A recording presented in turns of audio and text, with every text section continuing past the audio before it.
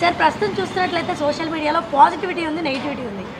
ఈ పాజిటివిటీని నెగిటివిటీని డిఫైన్ చేయడం ఎలా సార్? ఏదైనా ప్రతిదీ పాజిటివ్గా ఉంటేనే మంచిదమ్మా. ఏది నెగిటివ్గా ఆలోచించకూడదు, ఓకే. ఎవరిని ఆలోచించకూడదు.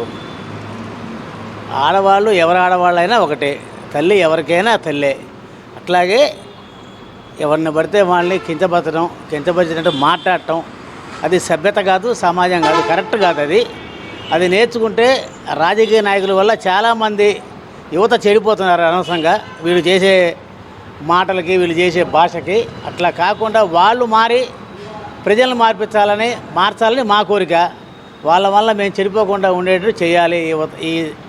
ఈ ప్రజెంట్ ఉన్న యువతరం అనవసరంగా ఈ సోషల్ మీడియా వల్ల చాలామంది చెడిపోతున్నారు. నాకు తెలిసినంతవరకు ఒక 10% మంది ఏమన్నా బాగుపడుతున్నారేమో, అది తెచ్చుకొని నాలెడ్జ్ నేర్చుకొని.